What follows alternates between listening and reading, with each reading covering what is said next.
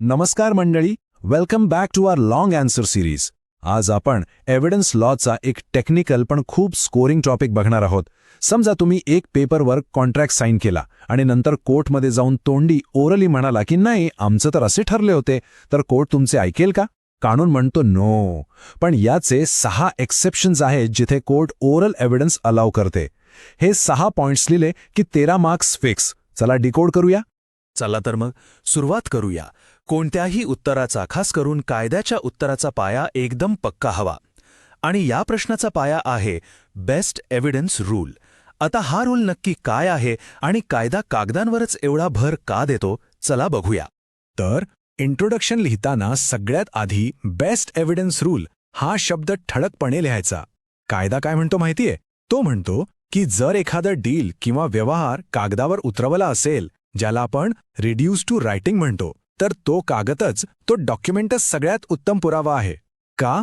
कारण सोपा आहे. माणसाची आठवण म्हणजे आपली मेमरी, ती कधीही दगा देऊ शकते, हो की नाही? पण कागद बदलत नाही. आणि म्हणूनच फसवणूक टाळण्यासाठी आणि सगळं काही अचूक राहावं यासाठी हा नियम बनवला आहे.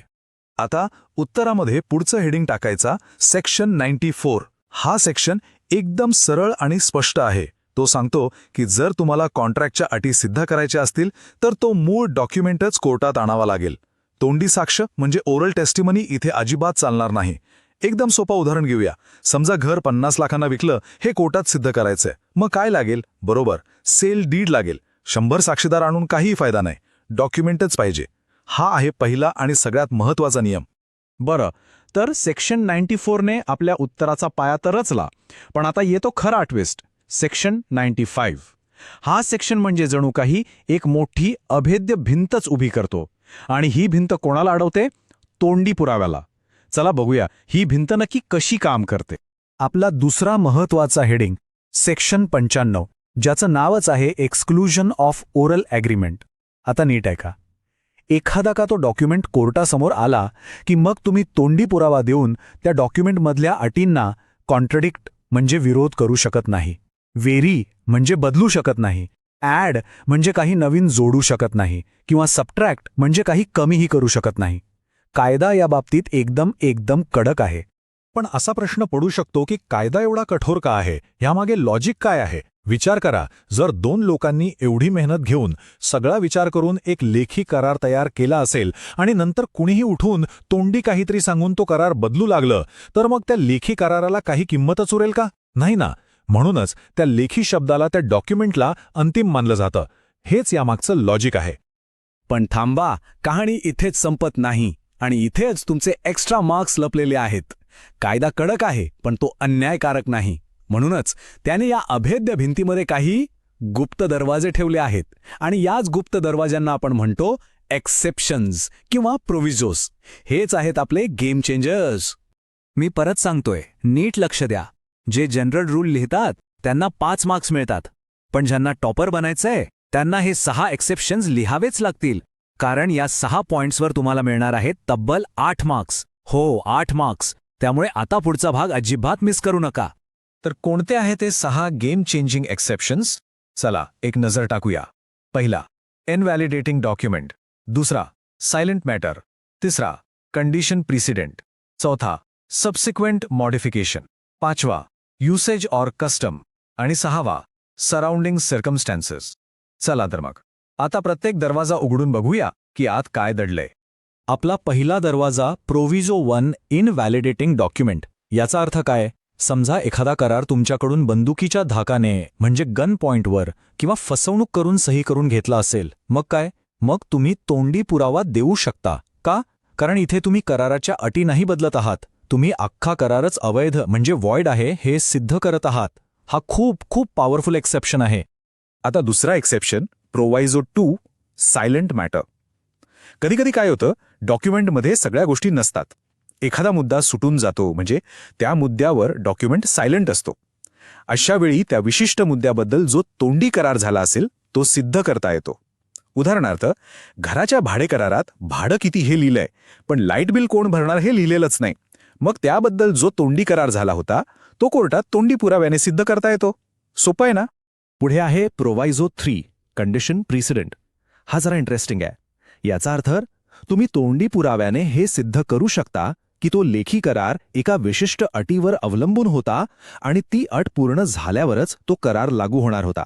म्हणजे करार अस्तित्वात येण्यापूर्वीची अट. उदाहरणार्थ, ए आणि बी मध्ये पार्टनरशिप डीड साईन झालं, पण तोंडी असं ठरलं होतं की सी जेव्हा पैसे गुंतवेल तेव्हाच ही पार्टनरशिप सुरू होईल. तर ही झाली कंडिशन प्रिसिडेंट आणि हे तुम्ही तोंडी पुराव्याने सिद्ध करू शकता. चौथा एक्सेप्शन आहे सबसिक्वेंट मॉडिफिकेशन. म्हणजे करार लिहून झाल्यानंतर दोन्ही पार्ट्या एकत्र येऊन तोंडी तो करार बदलू शकतात किंवा रद्द करू शकतात. पण, आणि हा पण खूप महत्वाचा आहे, इथे एक मोठी अट आहे. जर मूळ करार कायद्याप्रमाणे रजिस्टर्ड करणं गरजेचं असेल, जसं की घराचं सेल डीड, तर मात्र तुम्ही तो तोंडी बदलू शकत नाही. त्यासाठी नवीन रजिस्टर्ड डॉक्युमेंटच लागेल. हा पॉइंट लक्षात ठेवा. पाचवा दरवाजा आहे प्रोवायझो 5 युसेज ऑर कस्टम. म्हणजे काय तर प्रत्येक व्यवसायाची किंवा मार्केटची एक वेगळी प्रथा असते, एक रिवाज असतो.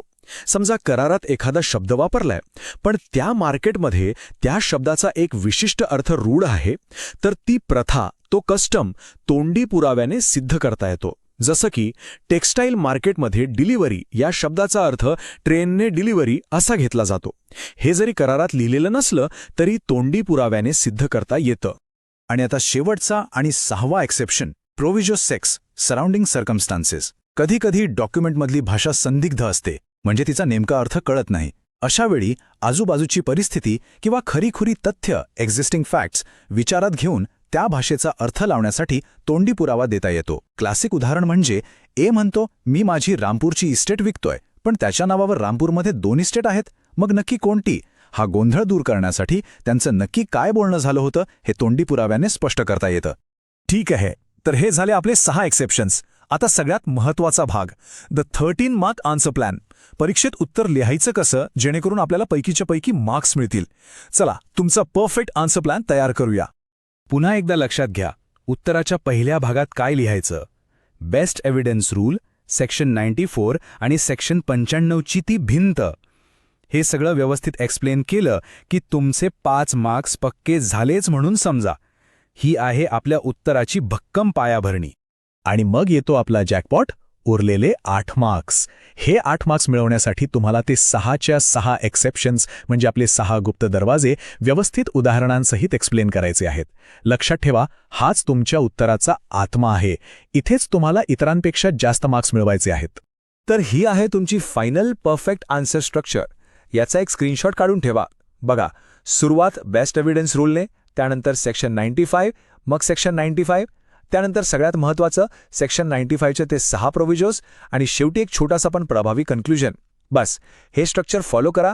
तुम्हाला 13 पैकी टॉप मार्क्स मिळण्यापासून कोणीही रोखू शकत नाही. एक्झाममध्ये 13 मार्क्ससाठी सेक्शन 94, 95 आणि हे 6 एक्सेप्शन्स नक्की लिहा. एक्झामिनर तुम्हाला टॉप मार्क्स देईल. या फुल टॉपिकचे पूर्ण नोट्स आपल्या टेलिग्राम चॅनलवर अपलोड केले आहेत. लिंक डिस्क्रिप्शनमध्ये आहे, नक्की चेकआउट करा. जर ही लॉंग आन्सरची ट्रिक तुम्हाला आवडली असेल तर याला लाईक करा, लॉ माइंडेड DNMला सबस्क्राईब करा आणि कॉमेंट्समध्ये सांगा पुढचा 13 मार्क क्वेश्चन कोणता हवा आहे. Keep learning, stay legal. जय हिंद, जय महाराष्ट्र.